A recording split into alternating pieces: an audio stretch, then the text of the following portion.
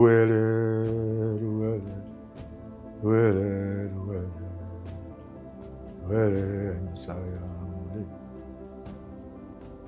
killed ODM. What you do with the cops is your problem.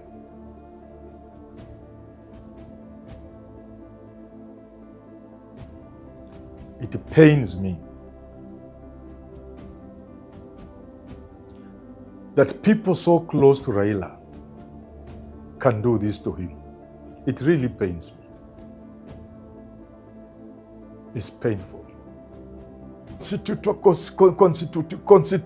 Constitutionalism. That is the person who has replaced Sifuna. Even reading a statement itself is a problem. Why would people subject Raila's party to this? Why would they sink this low? Even if you have to replace Sifuna, can't you do it with somebody who can even read a statement? Constitutionalism. And the party finally therefore decides that Sifuna must leave. And the party removes Sifuna as the Secretary General. As that statement is being read, they look like they are beside a grave, and the loved one is being lowered into the grave. These men and women look exactly like that, Oburu and the others, Gladys Wanga, when the remains of my friend Raila Odinga were being lowered inside the grave. Today, even with a handkerchief, Oburu is there, grief stricken, gloom all over their faces, sad, as they lower Raila's party inside the grave. And with that, they end Raila's legacy. Just like that. Just like that. It looks very simple. Looks very simple.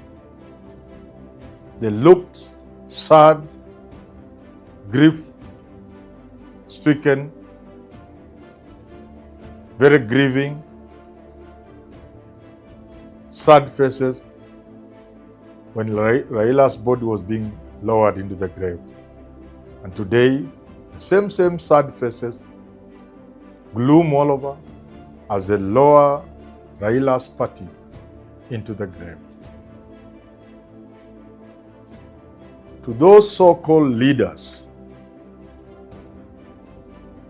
who have participated in the murder and in the killing of ODM, the party of Raila Odinga, the time is come. And don't wait for anything different. Those who sent you to kill ODM will kill you. As sure as night comes after day, as sure as darkness follows day and light, I am telling you, those who sent you to kill ODM and with it Raila's legacy, those who sent you to murder ODM will come for you. You cannot convince any Kenyan that this was a decision made by the party organ. That this was a decision that was, one, necessary to move forward the party, a decision made by the leadership of the party, consciously, deliberately, with good reasons and for good reasons, in the interest of the party. You cannot convince them. You cannot convince anyone. The only conclusion left, you are doing somebody's bidding. Somebody is pushing you. That's why you even went to hide in Mombasa. Because you are afraid of what you are doing. You are afraid, and you are ashamed of what you are doing. If you must hide, then you are doing a wrong thing. If ODM must rush to Mombasa, I'm not saying Mombasa is not Kenya, then they know what they are doing is wrong. And they can only be doing it because somebody has pushed them to it.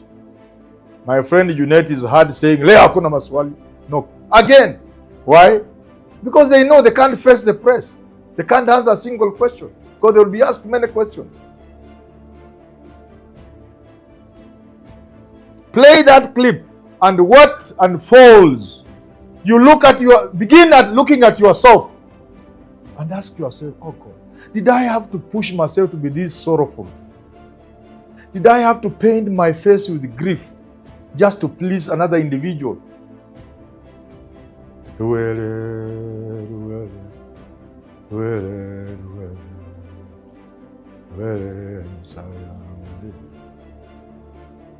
You killed ODM. What you do with the cops is your problem.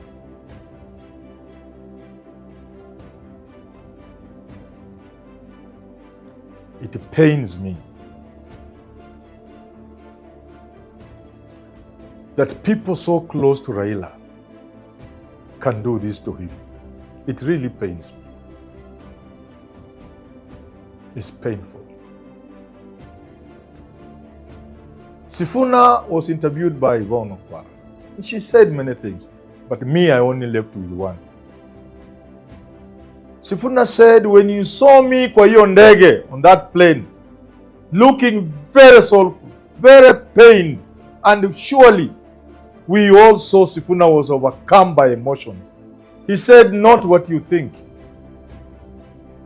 He said he was in great pains because the people surrounding Raila and going to pick his body, and even later in his funeral, were not Raila's friends. He looked around, he didn't see Raila's friends. By friends, he meant those to whom Raila meant everything. He looked around. Perhaps he was the only one who felt the pain of losing Raila Odinga. And that's what killed him. That's what made him feel that bad. Sifuna was broken. None of these guys doing what they have done felt half of the pain Sifuna felt. Today they have come out to prove Sifuna right. That those surrounding the funeral of Raila were not people who loved Raila. They were not his friends. But there you are. I bet, as I end, you'll soon find yourself in the position Judas Iscariot found himself after betraying Jesus. He looked at the money he'd been given, 30 pieces of silver, na akatupa chini, full of regret. That money was used by the elders to buy a cemetery, mahali wanazika watu.